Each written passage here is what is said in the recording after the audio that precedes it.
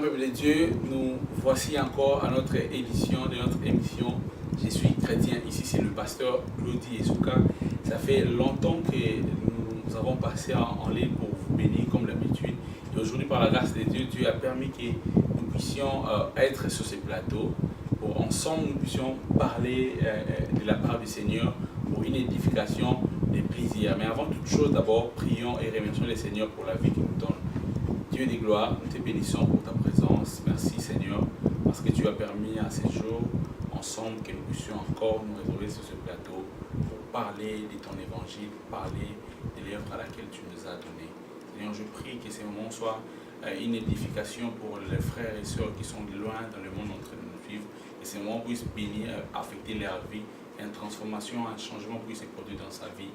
Au nom de Jésus, nous avons ici prié avec action de grâce. Amen. Amen. Alors aujourd'hui, nous sommes sur ce plateau, nous sommes passés, nous sommes avec l'évangéliste Eddie, un enfant de la maison. Il est là, toujours en train de nous soutenir, en train toujours de travailler pour l'accomplissement et l'avancement de ces chaînes, de cette émission. Alors, shalom papa Eddie. Shalom. Comment vous allez? Ça va très bien, merci. Ça fait longtemps que vous nous avez visité aujourd'hui par la grâce de Dieu. Ça fait un bail. Et nous avons aussi pris. Alors, avant tout d'abord, avant que nous puissions écouter, je sais que vous êtes assoiffés d'entendre ce que l'homme de Dieu nous a amené comme parole. Je vous assure, quand il vient, il amène toujours quelque chose de trop différent que les autres donnent toujours. Alors, c'est un homme qui aime bien poser le fondement. Alors, avant de commencer cette émission, voilà pourquoi nous demandons à la régie de nous balancer la chanson de notre frère Emmanuel Moussongo sur Téléma Nzambena Kimbo. Alors, nous tenons à signaler que Papa Eddie travaille ensemble avec le frère Emmanuel Moussongo pour la réalisation de beaucoup de projets. Alors après ce moment des chansons, je crois que nous allons y rentrer pour entrer dans le vif de notre sujet. Suivez juste après, nous allons retourner. Que Dieu vous bénisse.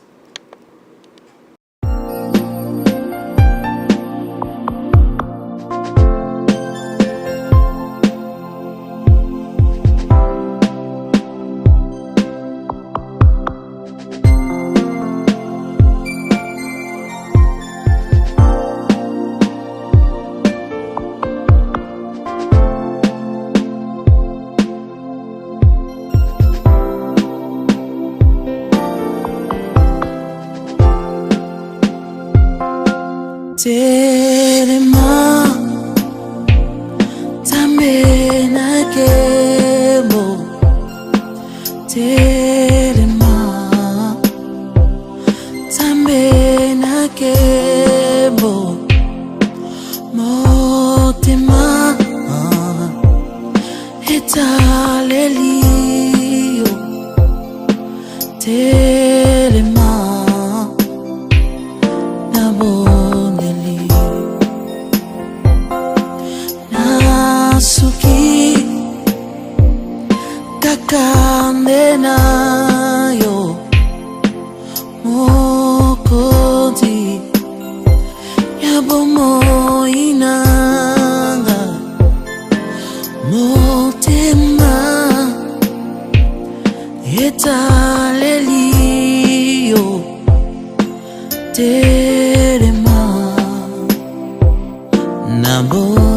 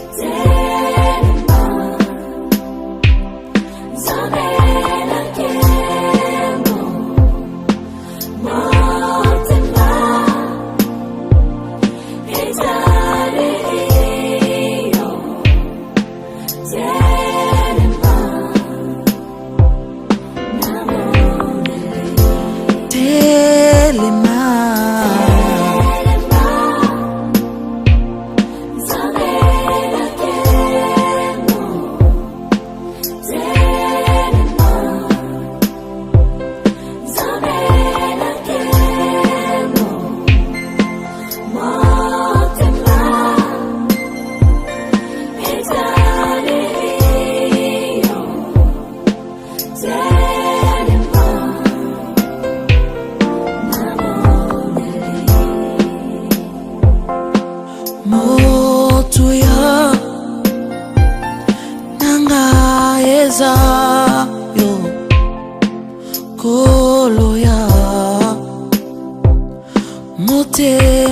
nanga natale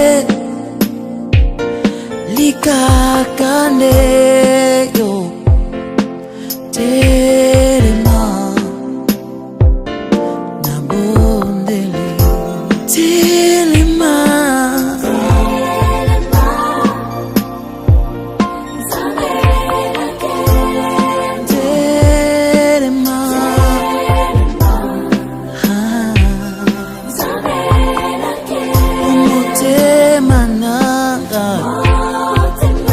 Salinini Rio Telemao Nambondeli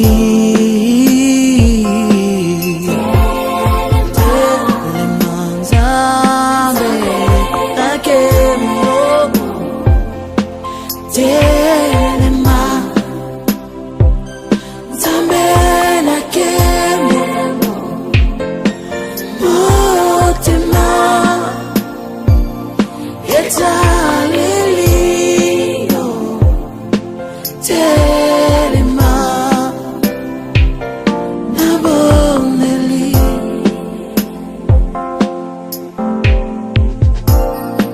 Nous sommes arrivés à un moment sérieux, un moment où l'ange de l'Éternel a bougé déjà l'eau de la piscine de Bethesda. Et il est en train de chercher qui pour se jeter dans cette piscine et retrouver la vie et vivre le nouveau départ dans sa vie. Je sais que tu as tant pleuré, mais Dieu est là, il veut te faire du bien. Car il dit invoque-moi, je te répondrai. Je t'annoncerai de grandes choses, de choses que l'œil n'a point vues et l'oreille n'a point entendu. Lazare Shaya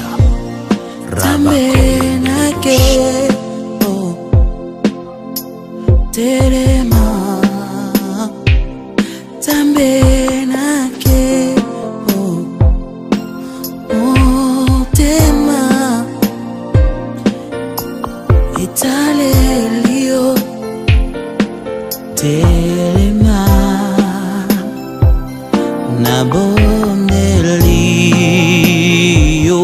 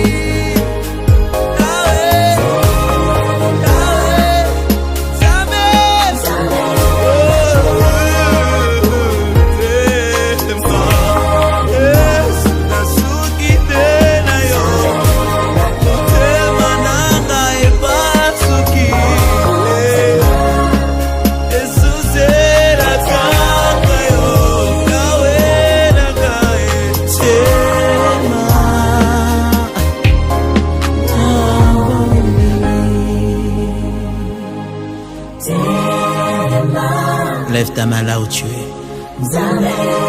Oh, l'Éternel est notre seul secours, notre seul appui. As-tu besoin d'un miracle maintenant? C'est maintenant ou jamais. La présence de l'ange de l'Éternel est là. Il veut te toucher chez Karamabro de la Moshe. L'Éternel est toujours disponible. Il est plus près de toi que ton cœur ne l'est. Plus près de toi que ton cœur ne l'est. Il est un secours qui n'abandonne jamais, même dans le désert. Il est toujours là.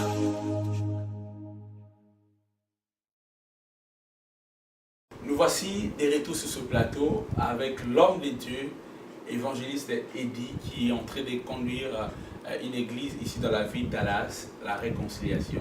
Une église qui a pour mission de réconcilier le peuple de Dieu avec le Créateur. Alors, papa, aujourd'hui, nous avons un sujet qui est vraiment très délicat pour beaucoup de gens qui sont en train de nous suivre aujourd'hui. Notre sujet d'aujourd'hui, l'évangéliste va nous parler sur la responsabilité de l'Église face aux défis du moment. La responsabilité de l'Église face aux défis du moment. Alors, l'homme de Dieu, le monde qui est en train de nous suivre voudront savoir beaucoup des éléments sur ces sujets ici. C'est quoi l'Église? C'est quoi un défi que l'Église a? C'est quoi beaucoup de choses? Alors, nous vous laissons pour que vous puissiez nous amener à la lumière de la parole de Dieu ou encore à éclairer le peuple de Dieu par rapport à la mission de l'Église ou encore la responsabilité que l'Église peut avoir en ce moment, dans le moment de difficultés, dans le moment de crise ou encore dans le moment où le monde sent apparemment il n'y a rien ne marche, les gens sont bloqués, il y a l'occultisme, il y a beaucoup de gens qui occupent des places. Alors, étant comme Église, nous avons aussi un mandat céleste. Alors le monde voudra découvrir c'est quoi ces mandats-là et encore comment doivent se comporter les églises pendant ces moments de crise ou encore des moments de problèmes, des moments où nous sentons que tout est devenu flou, même dans le corps de Christ. Si vous pouvez un peu parler, éclairer le peuple de Dieu par rapport à ces sujets, homme de Dieu. Merci beaucoup, pasteur Claudie. D'emblée, je voudrais que vous m'excusiez par rapport à ma voix, elle est un peu rauque. C'est compte tenu au service que j'avais ce matin. Donc, merci beaucoup pour la parole, merci pour ce plateau. Que Dieu se souvienne de vous. Amen. Mais pour parler maintenant de notre sujet, la responsabilité de l'Église face aux défis du moment. Nous savons bien que le monde aujourd'hui est dans la tribulation. Il y a un mouvement qui s'est fait au niveau du monde aujourd'hui. Et je ne voudrais pas vraiment être trop généraliste, mais je voudrais parler d'un cas qui est typique, d'un cas que tout le monde connaît, parce que étant venu de là, je me sens plus à l'aise de parler de ce contrée-là que de parler d'autres choses. Bien que partout au monde, c'est pratiquement la même situation. Okay. Mais je voudrais ici épingler une chose, je voudrais vraiment parler sur le Congo et sur l'Église du Congo. Pourquoi? Parce que il me semble, à mon avis, qu'il se passe beaucoup de choses au Congo où l'Église n'arrive pas à mettre la main. On peut prendre sur les trois volets, sur le volet politique, sur le volet économique et sur le volet social. Sur le volet politique, moi je dis l'Église a la responsabilité de ramener la justice. L'Église a la responsabilité de ramener la vérité. L'Église a la responsabilité d'être dans la société et de rétablir certaines choses. Là où les choses ne fonctionnent pas, l'Église est là pour ramener ces choses-là, pour rétablir la chose, pour rétablir la vérité. Mais force est de constater qu'aujourd'hui, l'Église est démissionnaire. L'Église est vraiment démissionnaire, désolé de le dire, mais c'est ce qui ressort, l'Église est vraiment démissionnaire. Qu'est-ce que l'Église du Congo fait face aux défis du moment de ces pays-là? Il y a l'injustice, il y a la corruption, il y a la prostitution, il y a la pauvreté, on peut citer combien il y en a tant, il y en a vraiment plein, mais que fait l'Église face à tous ces défis-là qui traversent ce pays-là? C'est ça la grande question que nous avons tenté de répondre dans cette émission. Et je voudrais, par cette occasion, rappeler aux gens que on entend beaucoup de discours au pays, des gens qui disent par exemple que l'Église est au milieu du village. Moi je dis l'Église ne peut pas être au milieu du village. L'Église est là pour influencer le monde. Nous sommes là pour influencer le monde. Nous ne sommes pas là pour subir ce que le monde nous donne. Non, le mandat que Jésus nous a donné, c'est d'influer le monde. Nous devons être là en avant pour influencer les choses. Partout où se trouve un chrétien, le chrétien a le devoir, a l'obligation d'influencer son milieu, d'influencer son environnement. C'est le mandat que Christ nous a laissé. Mais qu'est-ce que nous faisons de notre mandat aujourd'hui? On ne fait rien. On ne fait rien. Nous ne sommes pas des gens, des chrétiens qui influencent les choses. Nous ne sommes pas des chrétiens qui rétablissent la vérité. Nous ne sommes pas des chrétiens qui rétablissent la justice. Ça, malheureusement, c'est ça, voilà la grande question que nous allons essayer de débattre ce soir. Ok, merci beaucoup, Papa Eddy, Papa Évangéliste, pour cet éclaircissement par rapport à la mission de l'Église. Alors, le monde cherchera peut-être à savoir, avant d'entrer sur ce que nous allons développer, c'est quoi d'abord l'Église? C'est quoi une Église? Parce que vous avez ici tantôt dit que les autres les définissent étant comme quelque chose qui est au milieu du village, c'est être au milieu du village, voilà. Alors, par rapport à vous, c'est quoi la mission de l'Église ou encore c'est quoi la responsabilité de l'Église? Avant d'arriver au temps actuel, c'est quoi l'Église et encore quelle est la responsabilité, le mandat que Dieu a donné pour l'Église ou que vous constatez qu'apparemment cela est déjà destitué parce que vous avez parlé de la justice, de l'injustice, de beaucoup des éléments. Oui, merci pour la question. Mais la responsabilité de l'Église, au fait, je l'ai dit tout à l'heure, c'est de rétablir la justice. Okay. Là où il n'y a pas la justice, l'Église a l'obligation de rétablir la justice. L'Église a l'obligation de rétablir la paix et la paix sociale. Voilà même le nom de votre Église, c'est la réconciliation. La réconciliation, exactement. Donc, l'Église a toute cette responsabilité-là avec elle. Là où il y a des choses qui ne vont pas, l'Église a l'obligation de rétablir certaines situations, de se mettre, pas au milieu du village, mais d'être là pour essayer de réformer, essayer de remettre les pendules à l'heure. Voilà. C'est ça la responsabilité de l'Église. Mais aujourd'hui, qu'est-ce qu'on voit? Il y a l'injustice, il y a la corruption. Que fait l'Église? Parce qu'ici, quand on parle d'Église, moi, je ne vois pas une seule personne. C'est le corps de Christ. Donc, c'est le corps de Christ. Qu'est-ce qu'on fait? Que fait le corps de Christ face à tous ces défis du moment? La corruption, l'injustice, les tueries, les viols, je peux en citer à ne pas terminer.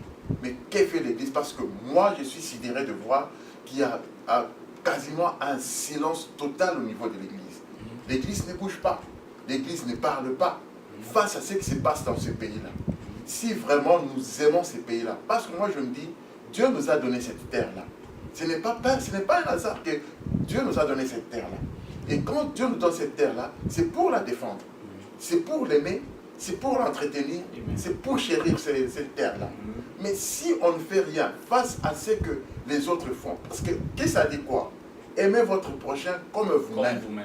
Mais si nous ne savons pas aimer ces prochains-là, quand on voit ces prochains-là qui est violenté, quand on voit ces prochains-là qui est dans la misère, quand on voit ces prochains-là qui est dans la pauvreté, qui est dans la proximité, qui est dans la souffrance, qui est dans l'injustice, qui est dans la corruption, qui est dans la souffrance, qui est dans la prostitution, qui est dans l'alcoolisme, qui est dans la musique mondaine, quand on voit tous ces mots-là en train de ronger notre société et que l'Église ne fait rien, et que l'Église ne s'élève pas pour dénoncer toutes ces choses-là, moi je suis un peu sidéré. Je suis sidéré, carrément. Et alors, évangéliste, comment alors l'Église doit faire pour pallier à tous ces problèmes-là? Parce qu'aujourd'hui, vous avez parlé de l'injustice qui est dans l'Église, vous avez parlé de beaucoup des éléments. Alors, étant comme Église, qu'est-ce que l'Église doit faire pour réparer toutes ces histoires-là?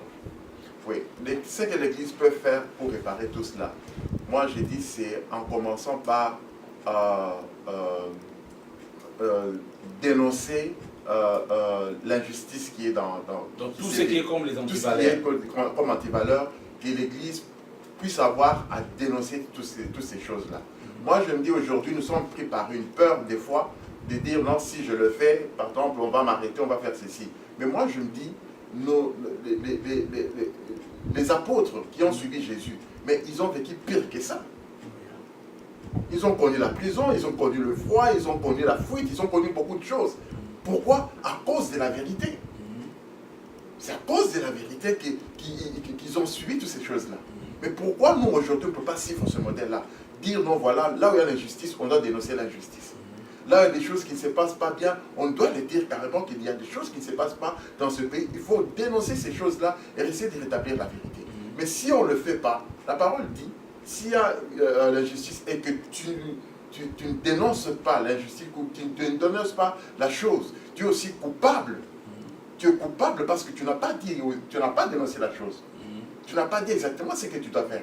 Nous, Église, on est comme je peux dire, comme la sentinelle. On est comme la sentinelle au-dessus. On doit veiller sur ce pays. On doit veiller sur les valeurs. On doit veiller sur ce que Christ nous a dit, sur ce que Christ nous a laissé. Parce que moi, je me dis, quand on aime son prochain, on fera tout pour le sortir de là où il est. C'est ce que Christ est venu faire finalement sur cette terre. Christ a guéri les malades. Christ a fait marcher les paralytiques. Christ a fait voir les aveugles. il a fait entendre les sourds, les muets ont parlé, il a fait toutes ces choses pourquoi? C'était une façon pour lui de remettre l'homme qui était handicapé quelque part, pour le remettre dans la société. Parce que la personne qui était dans une nécessité quelconque, et qui n'était pas considéré comme tel dans la société, mais quand Christ lui donne la vie, quand Christ lui donne, c'est une façon de le réintégrer dans la société. Lui-même, Christ a subi l'injustice. Lui-même, il a subi l'injustice là, mais il ne s'est pas laissé faire. Il ne proclamait que cette justice-là, il ne proclamait que cet amour-là, il ne proclamait que cette vérité-là. Mais pourquoi aujourd'hui l'Église doit se taire face aux difficultés que traverse le peuple congolais? C'est ça la grande question. Moi, je me suis toujours posé, des fois je me pose des questions, je n'ai pas de réponse. Mais je me dis, la réponse est quelque part, nous devons tous être conscients que l'Église n'est pas au milieu du village. Ça, je le dis et je le redis, l'Église n'est pas au milieu du village. L'Église est à côté de celui qui souffre. L'Église est à côté de celui qui est dans l'injustice. L'Église est à côté du pauvre qui est quelque part. L'Église est là où il y a quelqu'un qui n'a pas un toit. L'Église doit être à côté de ces gens-là. L'Église doit pouvoir crier haut et fort pour rétablir les droits de ces personnes-là.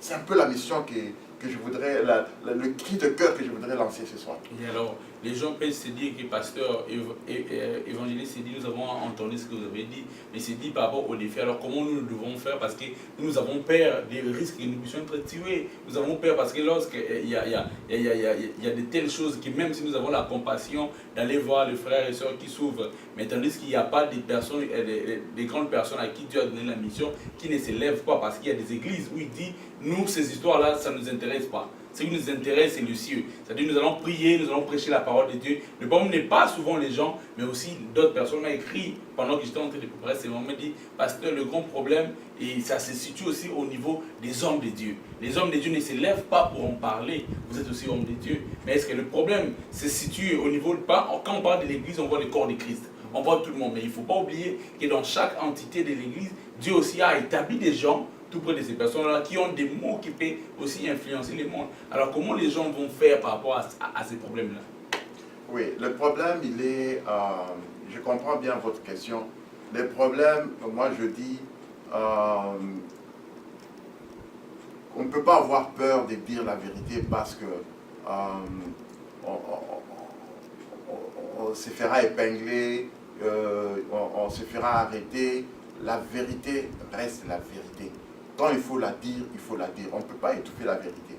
Moi, je dis, oui, il y a dans chaque entité, il y a des personnes habilitées à parler, où l'Église a établi pour parler. Mais que font ces personnes-là pour parler? Si moi, je me dis, si moi, par exemple, on me met quelque part et que je vois, par exemple, je prends un exemple qui peut être terre à terre.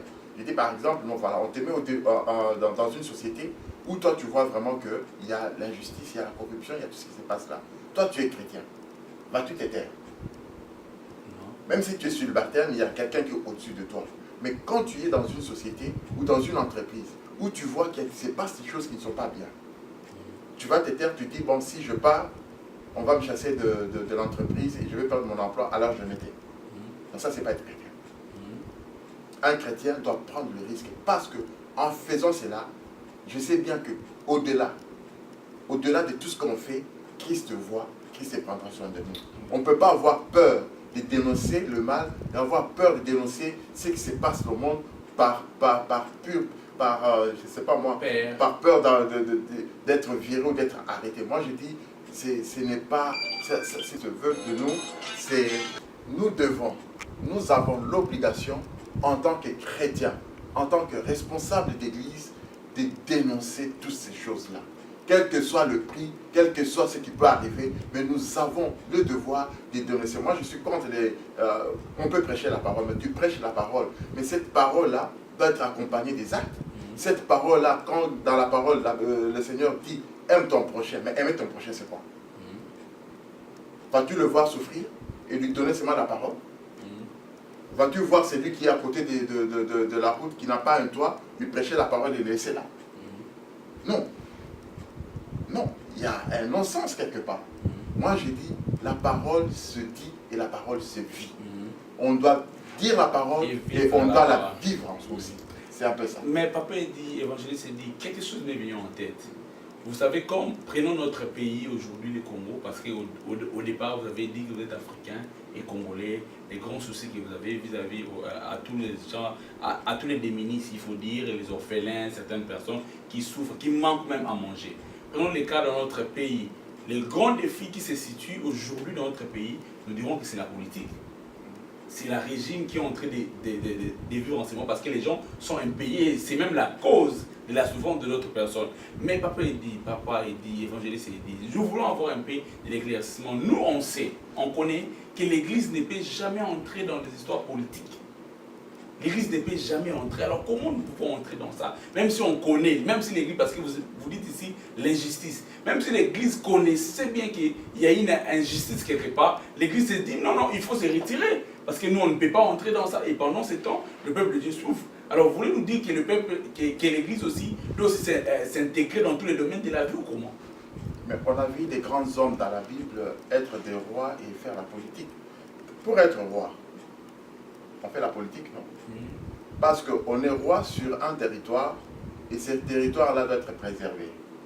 Donc, quand le territoire doit être préservé, c'est qu'il y a une certaine diplomatie qui doit aussi s'exercer parce que tu as aussi tout autour de toi d'autres territoires, d'autres pays qui sont tout autour.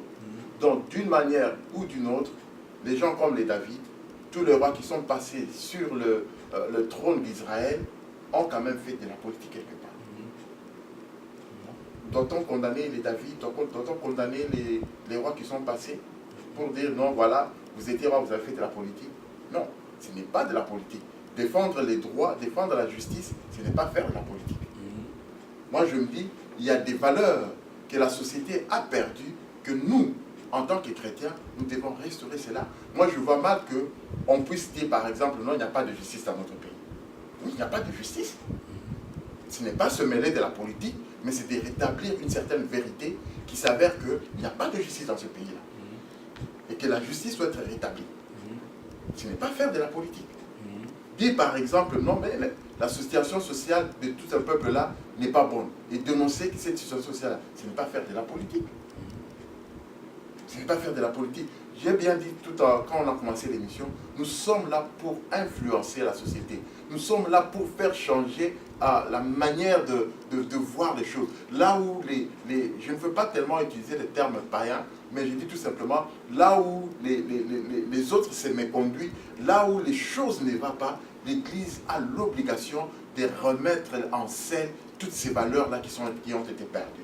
Ce n'est pas faire de la politique, dénoncer l'injustice, dénoncer les viols, dénoncer la pauvreté, dénoncer, c'est pas moi, tout ce qui va avec. Ce n'est pas faire de la politique à mon avis. Mais c'est tout simplement dire les choses telles qu'elles sont. Au moins, on se serait lavé, on ne serait pas coupable. Coupable de métis. Mais pourquoi les autres confessions le font et nous, on ne peut pas le faire?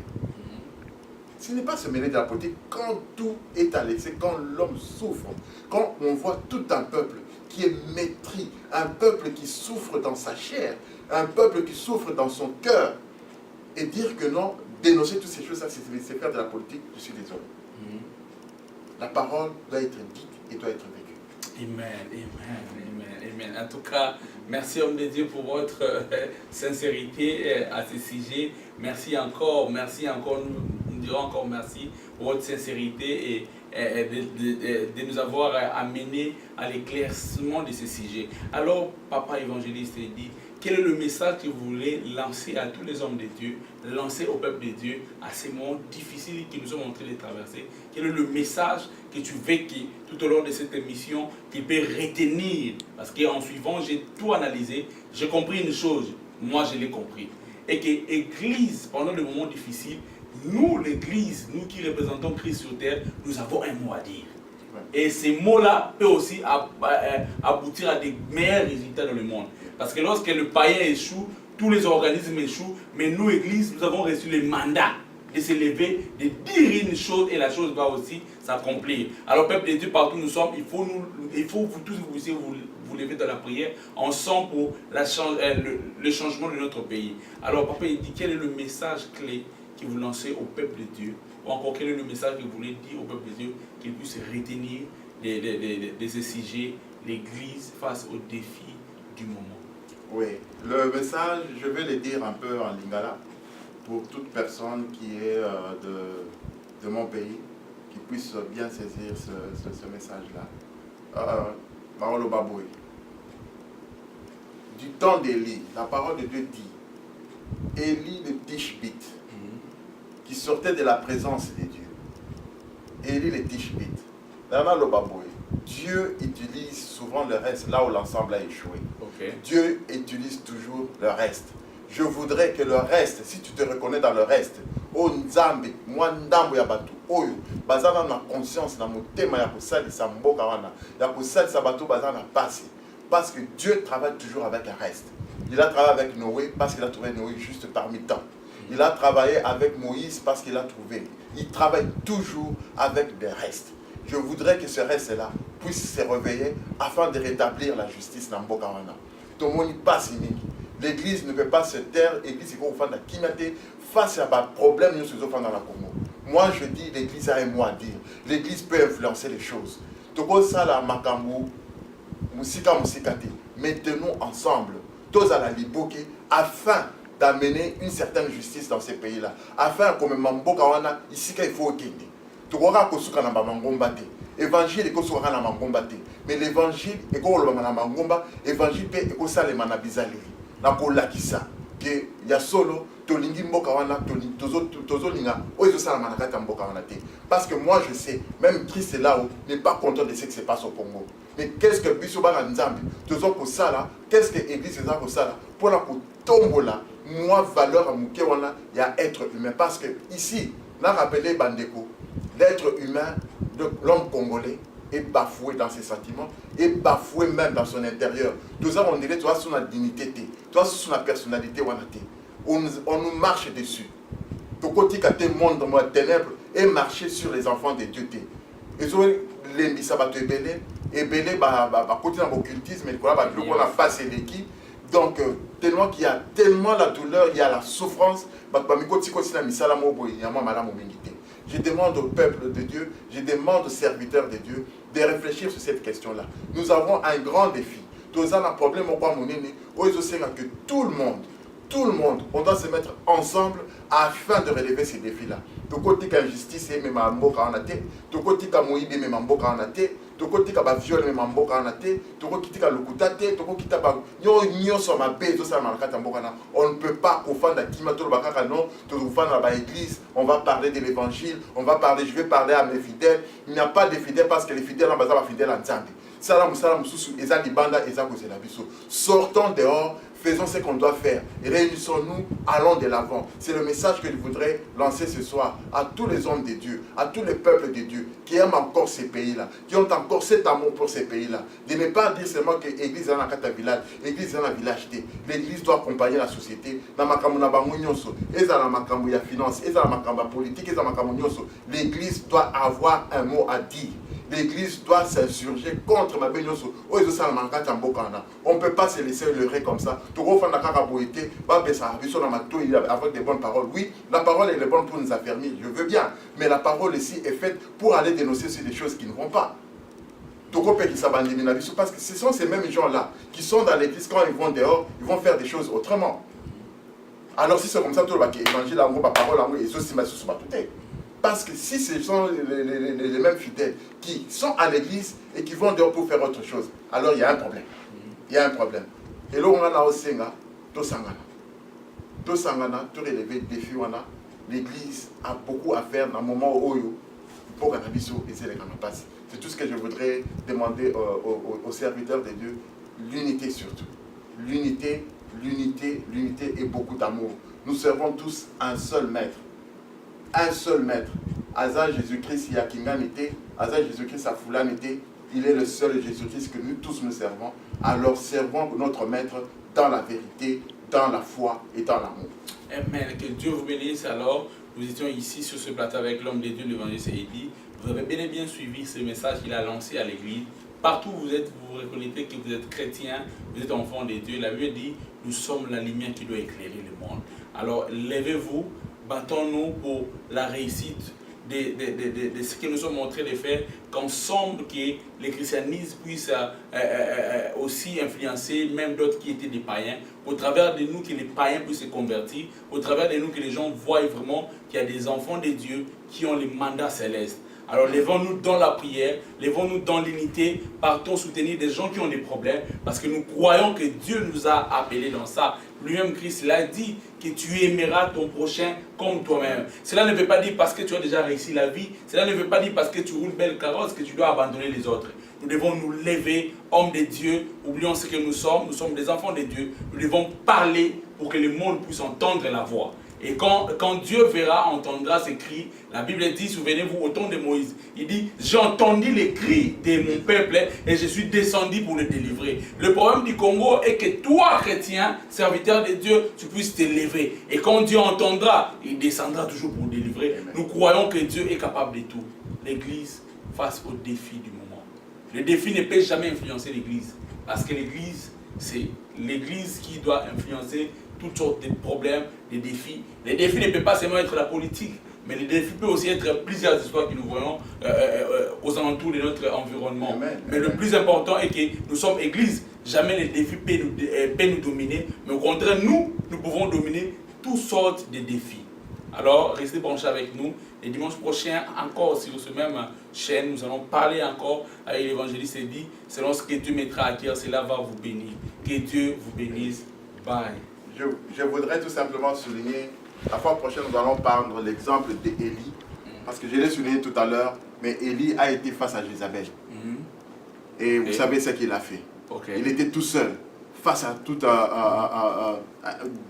une dictature, un pic des gens. Mais il a vaincu. Pourquoi? Parce qu'il était dans la présence de Dieu, il était avec Dieu. Il a voulu rétablir les fondements qui ont été renversés. Oui, les fondements au Congo sont renversés. Nous allons en parler à suivre. Les dimanches prochains, nous allons parler sur les fondements. Quand les fondements sont renversés, qui fera le juste. Alors nous allons y en revenir avec l'histoire. Je sais que nous avons déjà présenté cette émission, mais le dimanche prochain, ça serait maintenant avec Élie. Nous allons ensemble décortiquer comment Élie a pu surmonter tous les problèmes, malgré qu'il y avait un clic de gens qui voulaient à sa vie. Mais lui, il est resté fidèle jusqu'à ce que lui, il a défié tous ces gens-là. Voilà pourquoi l'homme de Dieu avait dit, bateau bassin on a réservoir, il faut pas le reste, voilà, donc il faut abîmer. Le reste, il faut abîmer. Que Dieu vous bénisse. Bye, à nous revoir bientôt. Que Dieu vous bénisse. Bye.